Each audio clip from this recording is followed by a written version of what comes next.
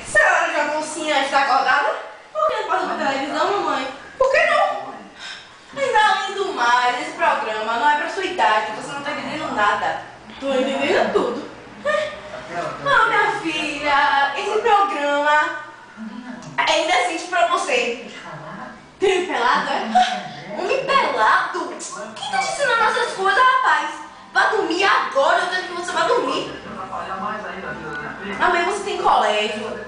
Amanhã você tem colégio, eu não quero que você vá dormir. Bora. Todo dia de colégio. Sim, eu sei que todo dia tem colégio, mas isso é hora de você. Já era pra você estar dormindo. Ah, só um pouquinho. Ah, eu não quero esperar nada, eu quero que você vá dormir lá de desobediência. Se você ficar aí, eu não vou dormir. Bora, vá dormir agora, velho. Minhas colegas, tudo na metade. Eu só não vou poder dormir? Não tenho nada a ver com seus colegas.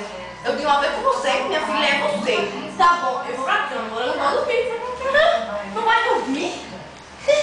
Ai, ai. A menina, você tá me tirando a paciência. Pode perder, eu não me passei, Cacá. Vai ver, você tá muito mal criada, rapaz. Você que me criou, pode fazer nada. Ó, se cala a boca agora, não responda sua mãe. A boca é muito quando quiser. Ó, se você falar mais uma vez isso, eu vou te descer o braço. Na minha época, eu falava isso com meu pai? Ó, por mim, não sei. Eu falava isso com meu pai na minha época. Ele me dava um tapa no meio de minha cara.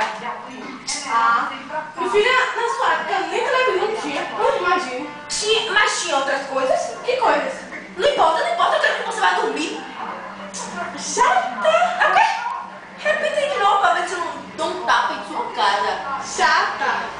Menina, lá de cima, tira isso comigo. Ai, nem chore. E nem chore. Larga de agonia e vá dormir.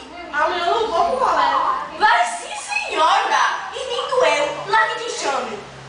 Você me bateu. Bora. Você me bateu. Eu não quero saber. Ó, minha filha, eu faço tudo por você, velho. Eu vou pro trabalho, compro tudo que você quer na rua. E você ainda faz isso comigo?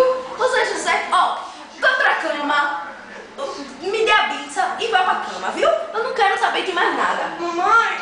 O que é? Você me desculpa. Tá bom, desculpo. Agora a bênção.